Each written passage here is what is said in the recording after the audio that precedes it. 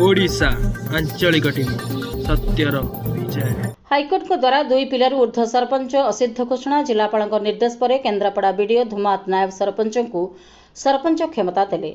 4 संतान पर पद हराइथिबा धुमात सरपंच मंजुलता सेठी हाथरू काढ़ी नेले क्षमता।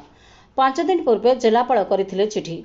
निजर 4टी पिला पद हराइथिबा धुमात सरपंच मंजुलता सेठी हाथरू आज क्षमता काढ़ी निया जाइछि। जिलापाल निर्देश और लोकप्रतिनिधि धारणा पर आज केन्द्रापड़ा बीडीओ नायब सरपंच दीनबंधु मल्लिक को सरपंच क्षमता प्रदान करिसेंति। सरपंच क्षमताच्युत हेबा परे नायब सरपंच दायित्व अतिरिक्त रूपे नेबा घटना स्थानीय पंचायत रे चर्चार विषय होइछि। सरकार नियम अनुसार 2 रु अधिक पिला थिले जणे सरपंच पदवी रे प्रतिद्वंदिता करि परिबो नाही, किंतु सरपंच मंजुलता ए नियमर खोलाखोली उल्लंघन करथिले। निजर 4टी संतान थाई मध्य से 2टी पिला थिबार रेकर्ड दर्शाई निर्वाचन लढ़ी विजयी होइथिले। संतान तथ्य लुचाई मंजुलता निर्वाचन लढ़ीथिबा अभियोग आनी पराजित प्रार्थी अन्नपूर्णा मल्लिक कोर्ट को द्वारस्थ होइथिले। केन्द्रापड़ा सिविल जज जूनियर डिविजन कोर्ट रे प्रथमे एही मामलार शुणाणी होइथिला। आवेदनकारी को किंतु निराश हेबाकू पड़िथिला। सरपंच श्रीमती सेठी तलकोर्ट रे जीति जाइथिले। तलकोर्टर राय को आवेदनकारी श्रीमती मल्लिक जिला जज कोर्ट रे चैलेंज करथिले। मामलार शुणाणी बेले सरपंच मंजुलता 4टी पिला थिबार प्रमाण पाइबा परे तलकोर्ट को राय को जिला कोर्ट रद्द कर देथिले। एहा विरोध में सरपंच हाइकोर्ट को द्वारस्थ हेबा परे अदालत एथिरे स्थितावस्था जारी रखिथिले। जिलापाल गत 18 तारिख में केन्द्रापड़ा बीडीओ को एक चिठी करी ए दिगरे पदक्षेप नेबा पई निर्देश देइथिले। मात्र 5 दिन बीतीजिबा परे बीडीओ पदक्षेप नै नथिले। फल अदालत को कौनसी आदेश न थाई सरपंच श्रीमती सेठी क्षमता उपभोग करी आसुथिले। एहर प्रतिवाद रे नायब सरपंच दीनबंधु मल्लिक समेत वार्ड सभ्य राजेंद्र प्रसाद सिंह, कुलमणि मल्लिक, अक्षय मल्लिक, किशोर मल्लिक, विभू प्रसाद मल्लिक प्रमुख बीडीओ प्रकोष्ठ आगे धारणा रे बसिबा सहित तुरंत क्षमता हस्तांतर करने दाबी करथिले। संध्यारे बीडीओ नायब सरपंच को सरपंच दायित्व अतिरिक्त भाव तुलाइबाकू क्षमता हस्तांतर करिसेंति। केन्द्रापड़ारू जिला प्रतिनिधि रंजन कुमार साहू रिपोर्ट, ओडिशा आंचलिक टीवी। मो ना दीनबंधु मल्लिक, धुमात ग्राम पंचायत नायब सरपंच। आज आमर सरपंच श्रीमती मंजुलता सेठी तांकर 4टी संतान थिबार से कोर्ट रे आमर केस चलथिला।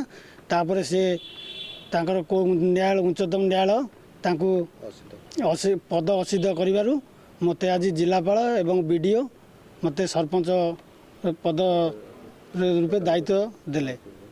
मु आम धुमात पंचायतर सरपंच भाव दायित्व ग्रहण कली एवं सुचारू रूपे मु पंचायत को तुलाइबी। हाँ, तथापि जी समय अच्छी आम पंचायत जी कार्य बर्तमान पेंडिंग अच्छी ताकू मु सुचारू रूपे तुलाई पारि। ये युद्ध प्रथम मु धन्यवाद देवी आमर नागरिक मंच धुमात शासन एवं धुमात पंचायतर एवं जिलापाल महोदय एवं आमर बीडीओ महाशय एवं आम धुमात पंचायतर समस्त ग्रामवासी मानक मु प्रथम धन्यवाद देवी। मो ना राजेंद्र प्रसाद सिंह, मु धुमात ग्राम पंचायतर 3 नंबर वार्ड मेंबर। आउ जाऊ आज आमर नायब सरपंच सी पद जाऊ सरपंच पद पाइले मत बहुत खुशी लगिला। मत तो खाली खुशी लगिलेनी किंतु ये धुमात पंचायतटा को ही खुशी लगिला। ग्रामवासी माने बहुत अनेकी बसते जे स्टाटस को सरपंच केबे जिवे आउ ये नायब सरपंच केबे हमर सरपंच पद पाइबे।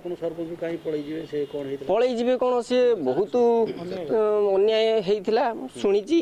तापर मु भी वार्ड मेंबर ये थांकी मध्य 4टी संतान बोली तांगर हाईकोर्ट रे चलथला स्टाटस को अवस्था रे थिला।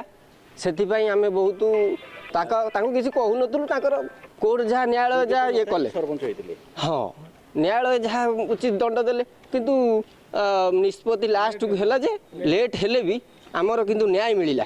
जहाँ मु धन्यवाद देवी कोर्ट को एवं आमर नागरिक मंच को एवं धुमात पंचायत वासी को एमान समस्त मु धन्यवाद देवी। योग्य सरपंच जेहेतु अल्प समय आम पाखे अच्छी 4 मास हो 6 मास हो कि 3 मास हो जहाँ ये जे पर्यंत अच्छा आमर नायब सरपंच सी जदि सुचारू रूप तुलेबे आम से बहुत शांति हो।